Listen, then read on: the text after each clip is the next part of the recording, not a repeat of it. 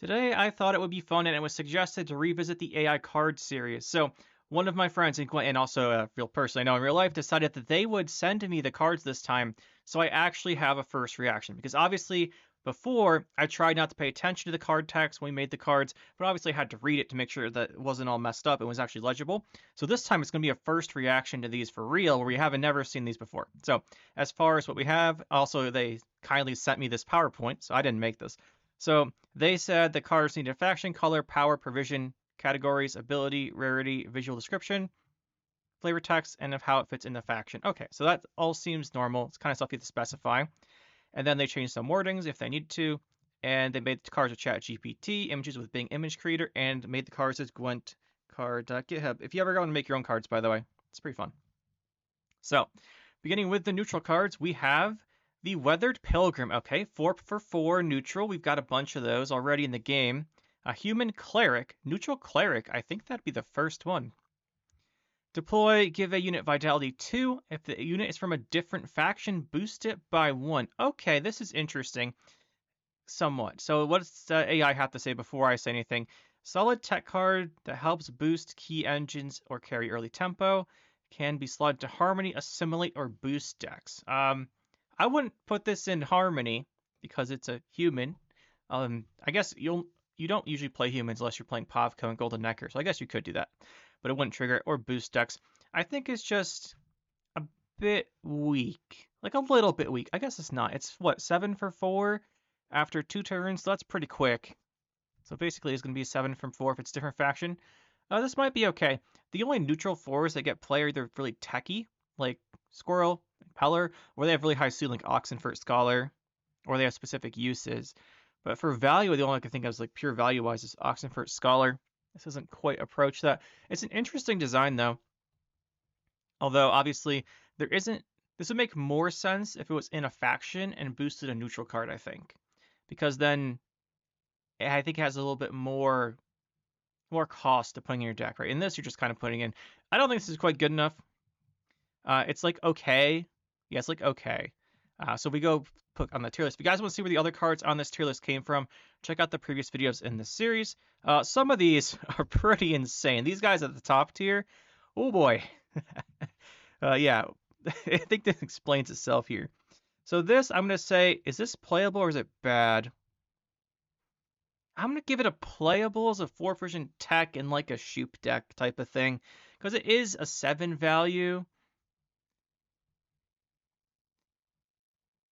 Is it really playable? Remember, these categories are pretty wide. I'm going to say it's between these. I'll give it the low end of playable for now. Yeah, this is not really what you're looking for, though. I think the value's just a bit low. I think it was Vitality 3. It would be actually pretty good. But yeah, I'm going to go with this. The Cleric tag's a bit interesting because it does have some synergies with Syndicate, but I don't think it's quite there. Next up, we have Wanderer of the Crossroads. It's going to be a 9 provision, 5 power human traveler. I don't think it's a category, but I guess we're creating it. Doomed. Deploy, create and play a bronze special card. Each choice is from a different faction. So we're doing a bronze version of Rune Mage. Instead of the Rune Stones, we're only seeing specials. That's interesting. I don't think this would work without Rune Mage first. I guess I'd give you 3 random factions. Even Rune Mage wouldn't work, because there's 6 factions, only 5 Rune Stones, because of how they did the Syndicate one, made it to a unit. So what's the AI say? It says offers flexibility and creative combo access for all decks. Great in decks needing consistent special play. Alchemy, Natures, and Crimes. This seems like a Hearthstone card. Mixing all the faction cards together, like a rogue card in Hearthstone. I debated playing Hearthstone again. I haven't played in like 7 years. Anyway, that's irrelevant. This does seem like it could have some potential, though. Like the text says, it's 9 provisions. You can play this in Golden Necker Scoia'tael is probably where it would see the most play. It'd help you get to your targets. For like Gourd, it'd help you create a special. I think this is... Let's see, what are you getting? 5? You're basically paying like 5 extra provisions for a special.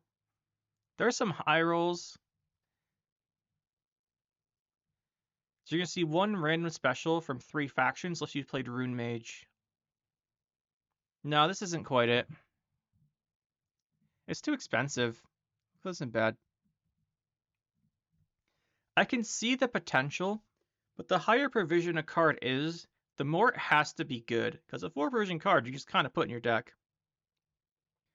Next up, we have Syndicate. Pickpocket's Alley. Resilience. All right, already looking strong. 5 provision Resilience artifact. It's broken. I don't have to read the rest of it. 5 provision Resilience artifact. Okay, what are we doing? Profit 3. Order apply bounty cooldown 2. Okay, come on, guys. We all knew this was coming. Here's the broken card. Let's see what the AI text says here.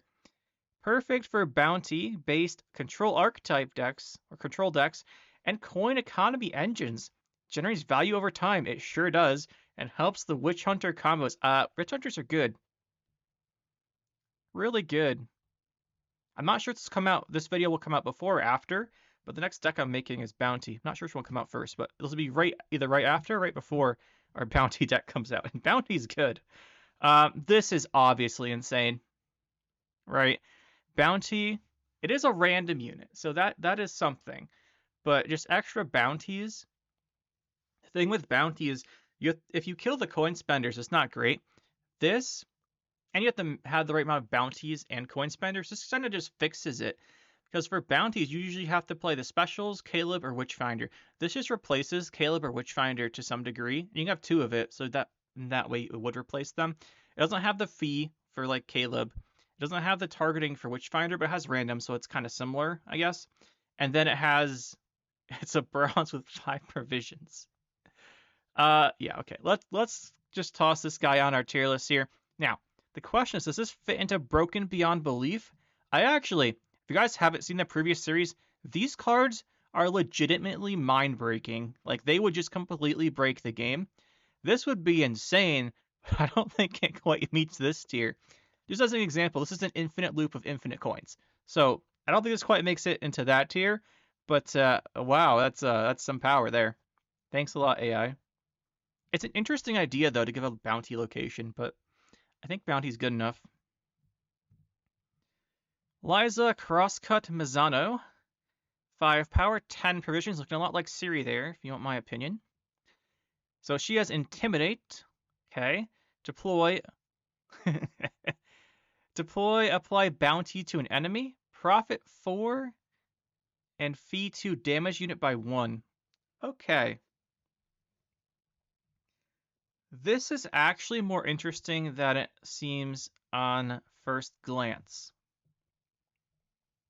So since it's perfect for crime, bounty, intimidate decks, can also be slotted to mid-range and control.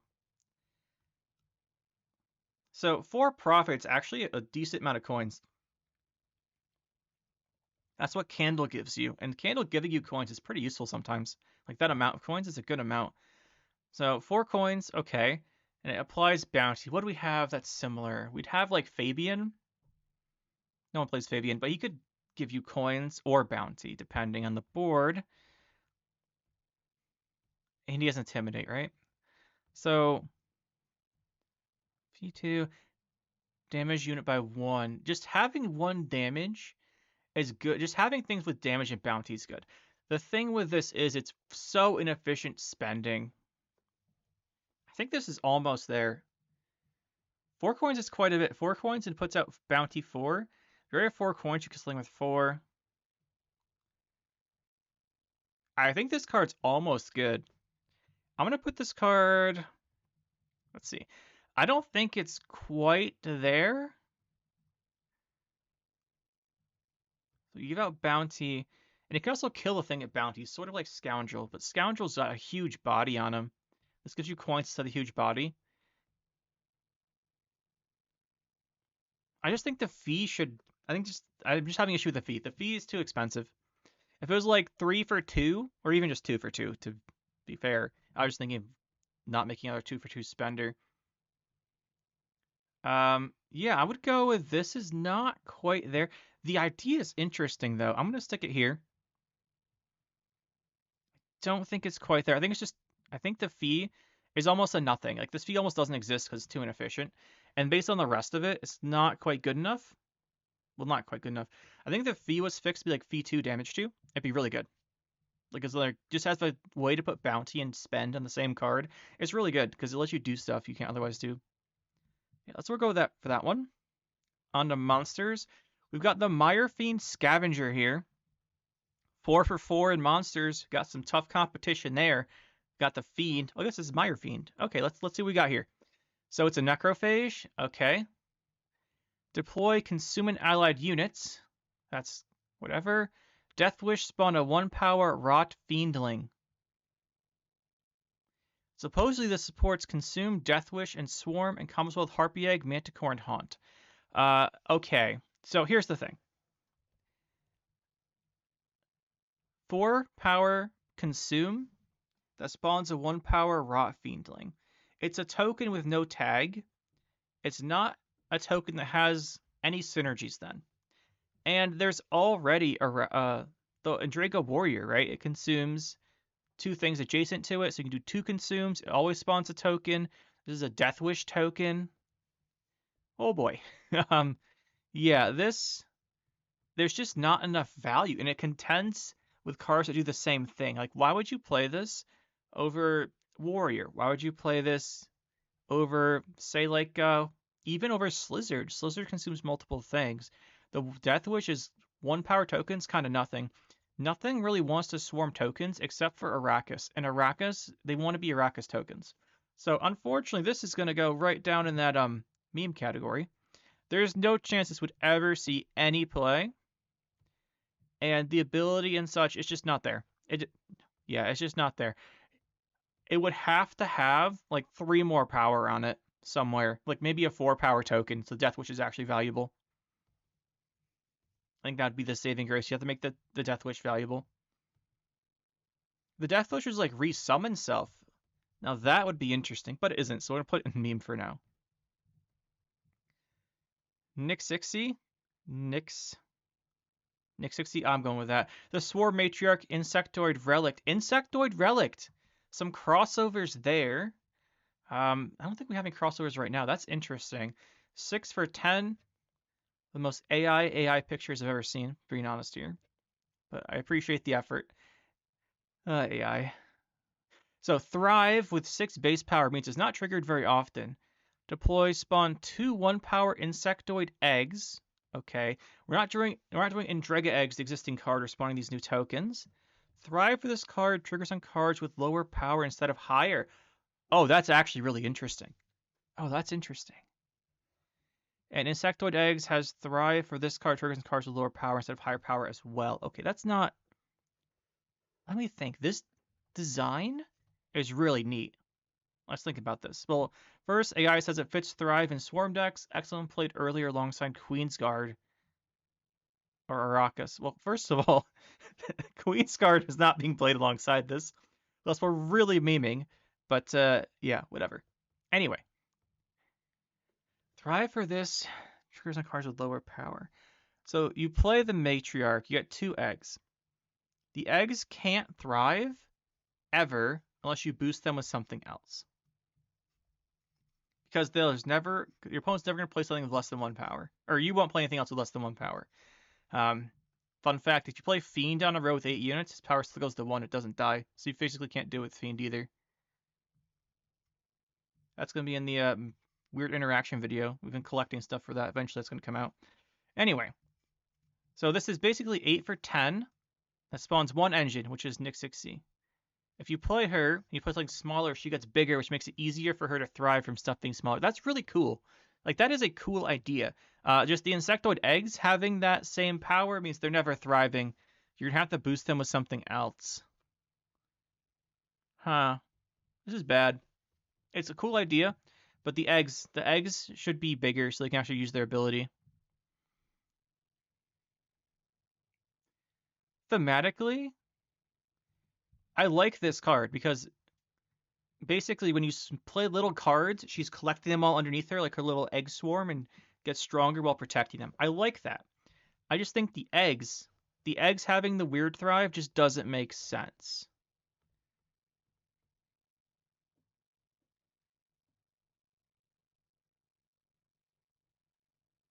Unless I'm misunderstanding how this works. Thrive for this card triggers on cards with lower powers. No, we got this. This is how it works. Yeah, I just think if the eggs had like regular thrive, so I think the eggs need regular thrive for this, right? So this weird thrive, it'd probably need a different keyword as well. Or maybe just have it like this. So you play her, you get the little eggs. The little eggs would then normal thrive from deploy, then checking the board. Kind of like how it works with Incubus and playing a Self-Eater. And then this would be a 10 for 10 with engines. Like, that would be really good. Just how it is, though, it's not good. It's bad. It's unfortunate because this is really cool. I think if the eggs had regular thrive, just cut this off, this card would be really good. Because you get 3 engines in 1 turn. It'd be actually probably too good. But they are 1-power engines. Kind of easy to kill. But yeah, as it is, these ones just never thriving is going to be a problem. They are insectoids. I guess you could argue you could play like Spontaneous Evolution on them. But nah. Cool idea, though. On to Skellige. Svalblood Flame Sworn. I love myself some Svalblood cards, some Self Wound. What do we got? Berserk 2. Gain a charge. Charges 0. Order damage a unit by 1. Okay, well, that's a bit disappointing. So, pings enemies and triggers Berserk or Bloodthirst synergies. Fits in Cultist decks or damage loop engines. Berserk 2 is too small. The fact that it's end of turn gain a charge, you have to hit this down to 2, which means you do 3 damage to it. That's an inconvenient number. You want to do 2 damage for most of the stuff. And then 1, your payoff. Hypothetically, your payoff here is you hit this down to you hit this 3 damage into your own card. Then it gets a charge, and then next turn it can do 1 damage. That's a meme card if I've ever seen one. Okay, this thing was atrocious, though. Are these really on that same level? These are atrocious. Okay, that one's going bad. These two are just on a different level. How would we fix this?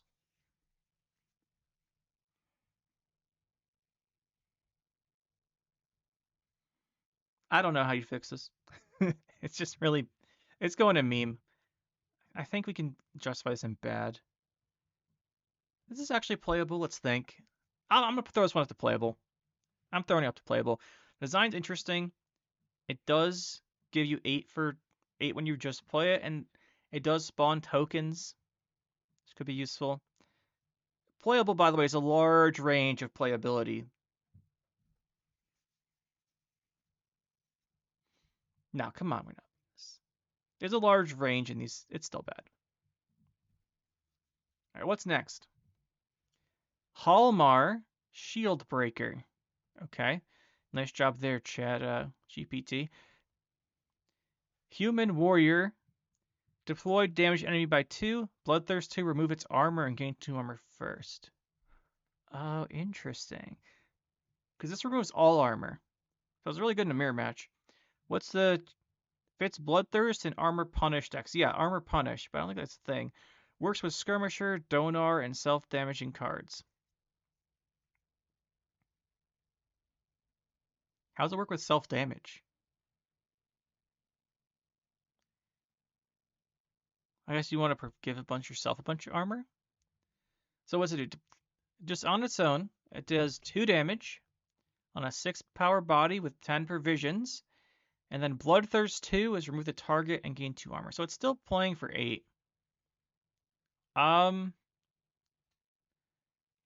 This is obviously terrible. That is something, all right. Is there any way to make this good? There's no way to give your opponent armor other than the swap armor and power guide no one remembers exists, including me, because I don't remember his name. Is that Vladimir von Everett that swaps armor and power? I've always looked for a use for that card. You could do something with this. I just think there's not enough here. There's not enough value. Like the Bloodthirst 2, remove the target's armor. Who cares? Right?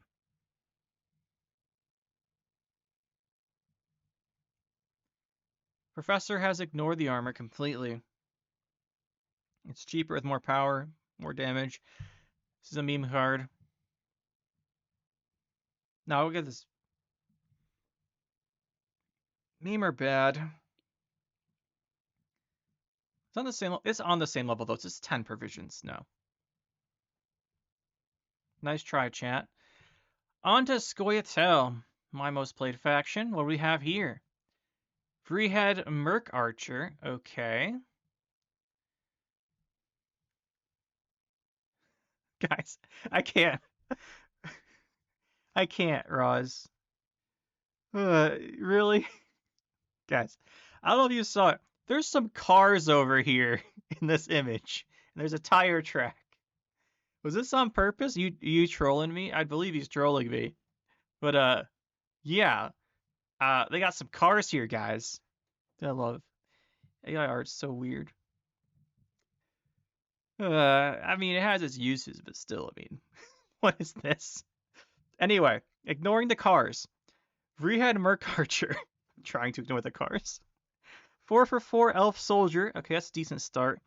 It's supposed to support Ambush, Elf Swarm decks. Offers cheap tempo and synergizes with Isengrim and Eldain. Oh, we should probably read the text. Timer 2. Deal 1 damage to 2 random enemies. There's only 1 enemy. Deal 2 damage instead. Oh, this is interesting, actually. So basically, it's like the Swordmaster in an Elf deck, where it's only 1 damage each turn if you're playing Elves. But the Swordmaster is targeted, but if you don't play an Elf for a turn, it doesn't get its ping. This does the 2 damage after 2 turns to random targets. Interesting. I think this would be playable as an elf you'd get off of Saskia. Like, I think in Harmony, this would be the best elf choice. Or one of them, right? As you pull this out, it's not row locked like the Sword Mistress is, which is always annoying. Well, that wouldn't be the best. It'd be the best if you're not playing movement package. If you're playing a non-movement package, it doesn't really matter. Well, if you're playing regular Harmony with movement package, you always play ranged, so you can pull out the boost when you move cards elf ranged. If you're playing Sword Mistress for the cheaper provision option, you play your melee, the Saskia, because she has to come out to the melee row. This would mean you don't have to do that, so I think this would be good in Harmony. Swannis says, I think this would actually be a playable card. It would be played in Harmony. As far as regular elves, it's probably okay if you want to play a more engine approach. Instead of just playing the damage deploys, you could do like this. You could do Vernasiel's Commando. Could be interesting. Oh, surprisingly interesting one here. Despite the cars. Stop shooting bows at cars. I guess it probably would go through the windshield. I should probably stop talking before I get demonetized or something. On to Sullen of the Oakshade. 5 power, 10 provisions. I gotta examine the art close. We're gonna go back and look at the art and flavor text at the very end, because I gotta check for any more stuff we might have missed. So she's a Dryad and a Mage. Okay. Deploy spawn a 4 provision Scoia'tael unit, a random one. Okay. If you control 4 different categories among your units, trigger Harmony twice. Alright, let me think. So what's this say? This says a Harmony enabler adds tempo and category diversity. Synergizes with half elves. Okay, that's really random. Dwarves and beasts. Okay. The 4-person Scoia'tael units are pretty much going to be trash. You're probably getting something trash that doesn't synergize. It's going to be like, a lot of them just have deploys. They're really deploy heavy. Not like Northern Realms where they're really engine heavy. A lot of these are going to be deploy based. So you're probably getting like 3 or 4 power total for this deploy ability. And then if you have 4 more categories among your units, trigger Harmony twice. That's going to be a passive ongoing. So that's actually good. That means your Harmonies, instead of getting 1 point, give 2. This is a Dryad. If this wasn't a Dryad, it'd be so much better. Like, imagine if you go water into leader into, like, just have a random unit. If you go water into leader into this, it would spawn the 4th category, then you're getting 2 a turn. This has, like, if it wasn't Dryad, that would work. I think this has potential. Because it does have tempo. In Harmony, the only tempo cards you have in Harmony are, like, kind of the scenario and water. Saskia to a degree. Yeah, I like this card. I like this one. This is very interesting to me. Not just because I'm a big Harmony person, but this is, I'm going to put this in playable. I don't think it's really strong, Is this good? Would I play this in Harmony? It's again, if it wasn't Dryad, I'd play this. It was like a like Relict or something. One of the less common tags. If this was a tree ant, like she's half tree, maybe. Would we play this? If it was 9, I would play this in Golden Necker. Would I play this in regular Harmony?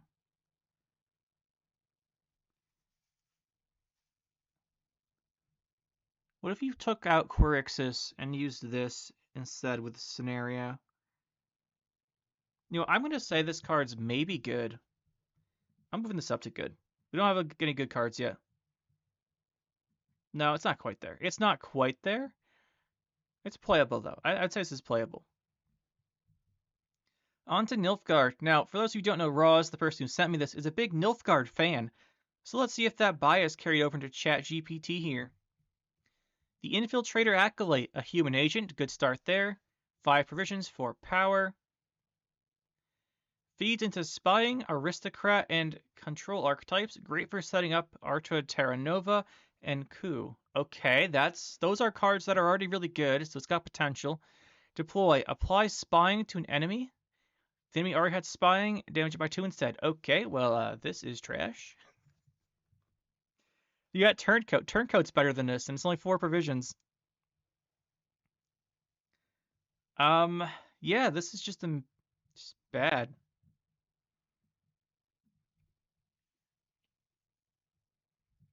You know, with these AI-generated cards, by the way, guys, sometimes it just shoots out the most overpowered nonsense you've ever seen, and sometimes it just gives you actual trash, and sometimes the cards are interesting. But this one, I don't think I have to say this. Turncoat's better. There's also the Purify, Assimilate ones. This doesn't have Assimilate. Apply Spying to an enemy. The ceiling to this is it does 2 damage. Also, I'm pretty sure this is like the conspiracy keyword here we could use instead of this.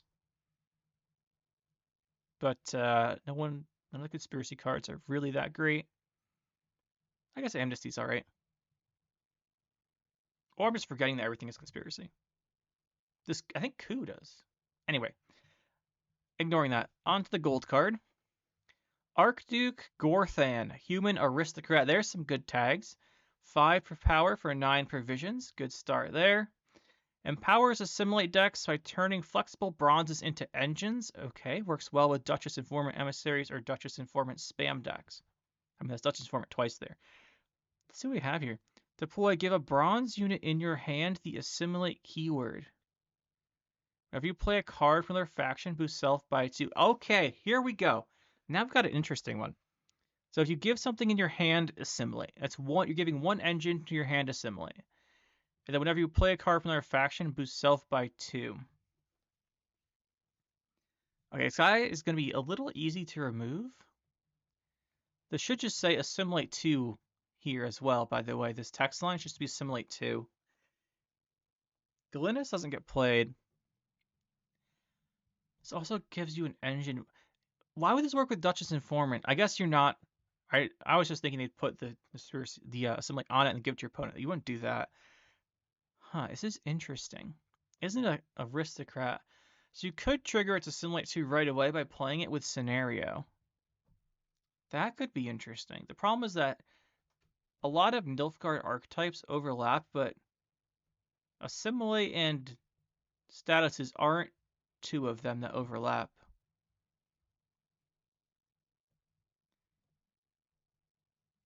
Huh. Let's see, if this is, we're playing just a Glynis. It's 3 more than Glynis, easier to remove, creates another Assimilate card in your hand. Well, if we put Assimilate on like, the one in your hand, I'm just going to magic play on Nausicaa Sergeant. Does that trigger it right away?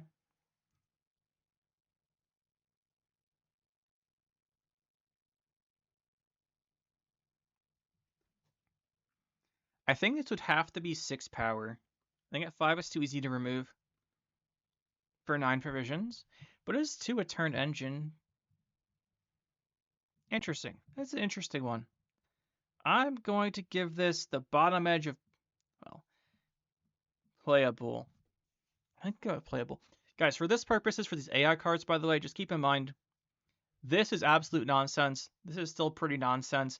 These are really strong cards that would be good in top tier decks. These are just good cards you could play. These are cards you might be able to play in the game. Like, they might be able to play them without losing too much. So I think this kind of fits in this tier. It's really wide. As the tier list for the Balance Council, for example, or the tier list for the cards we did last year, those are more narrow. Like, the tiers are small. These tiers are much wider. So these two can exist in the same one. All right, on to Northern Realms, Roz's least favorite faction, I believe. Let's see what we got here. Redanian, that's a card already. Come on, chat GPT. Redanian Pikeman already exists. You sometimes play one of it in stockpile. If you're feeling spicy. So, 5 power, 4 provisions. I kind of actually do like this art, though.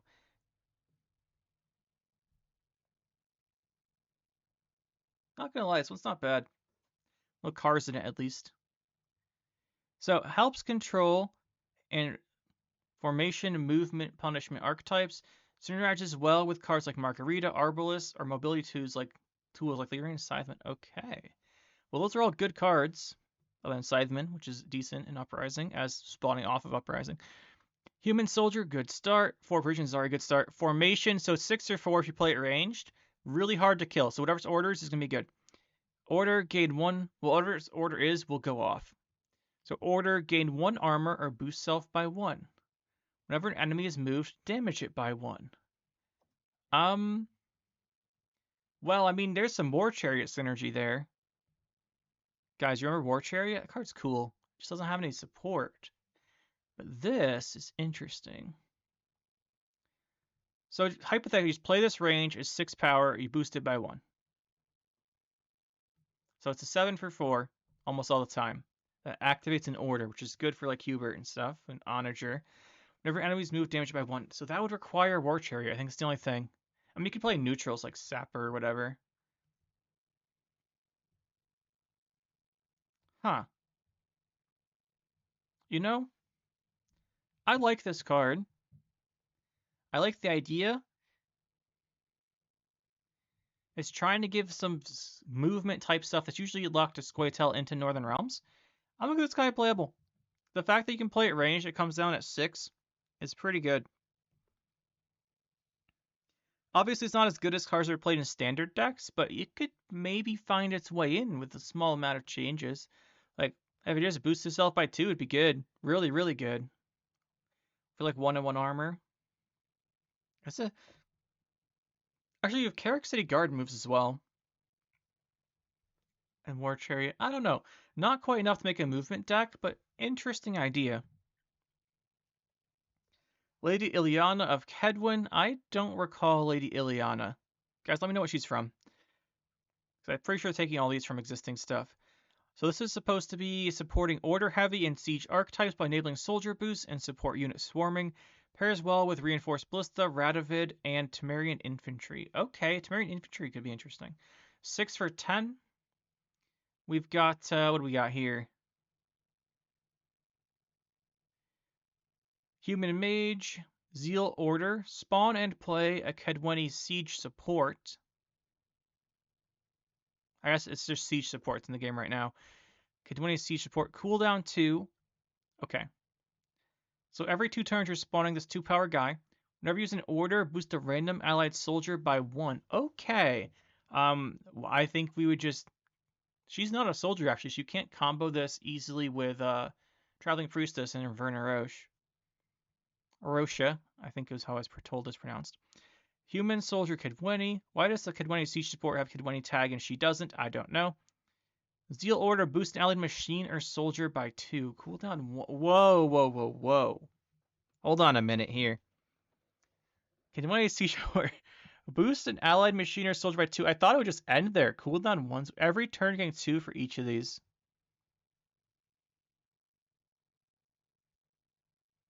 Every 2 turns, you're spawning a 2 per turn engine.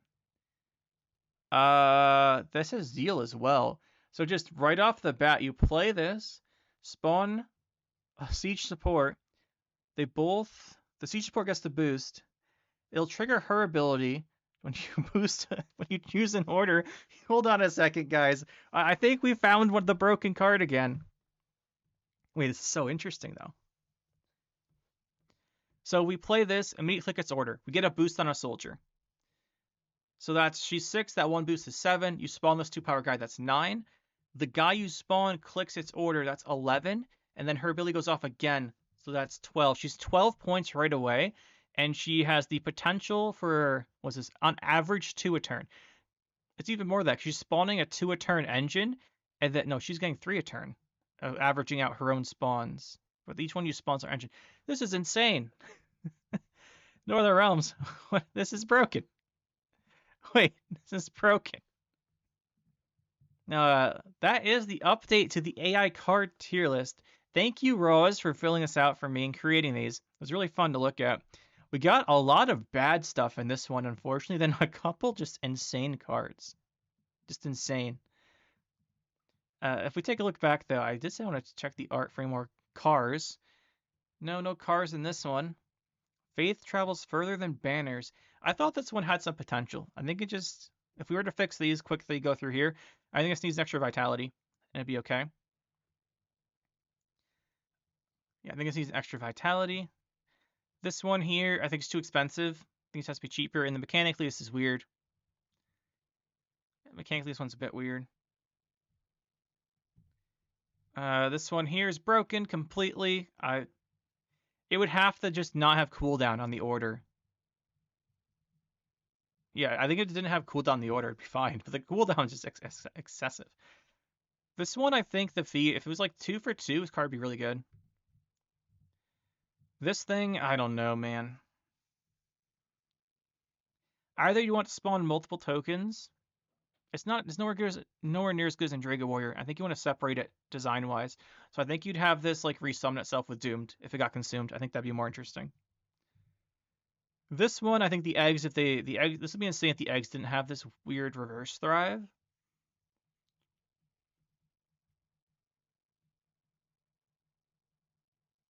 Yeah, I think that just make the eggs have the not weird reverse thrive, make it more expensive. This thing's trash.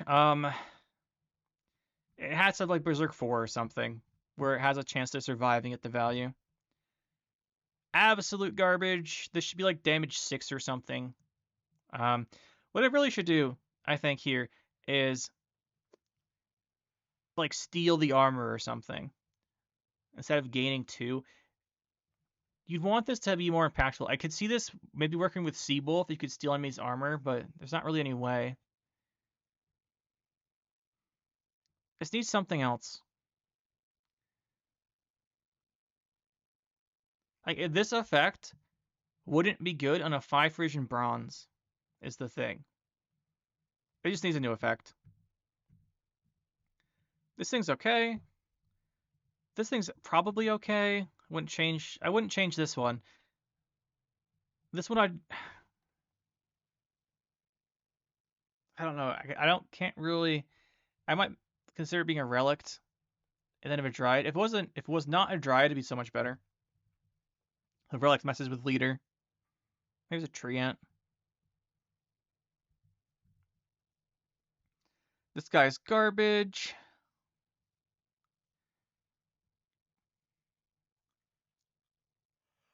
It should have conspiracy poison, I think. Or if it's already spawned, give it poison, because he's poisoning. That's what it should do. That'd be more interesting. A lot better as well. Maybe you can make some crossover between more statuses then with this. I think that's the answer. This guy, I think he's good if you give him our base power. I think he's already pretty decent. The thing is he just dies too quickly. Yeah, I think he's making this cheaper and he's okay. I think he might be okay as he is. I have to play it. It doesn't look great, but it might be okay to fit in. This card's okay, although it just needs more support in Northern Realms, which isn't really its fault. And then this card's completely broken. Obviously, this thing is insane. How would we fix this? I think the answer here is to just not have cooldown on the supports. This shouldn't have cooldown. I don't even think this should have the cooldown either. That's just good without that, because you're going to spawn. You have no cooldown on either of these. You spawn and play this guy, right? So that's 8, and then this boosts by 2. That's 10, and its passive is 11th power. Actually, it gets 1 for its own ability. It still plays for 12 without cooldown, and it has the passive. It's still really good without the cooldowns. Just remove the cooldowns. Yeah. But anyway, guys, that is the update to the AI card tier list. Thanks to Roz for sending me these. Hope you guys had some fun looking at these and seeing what ChatGPT can come up with. And we'll see you in the next one.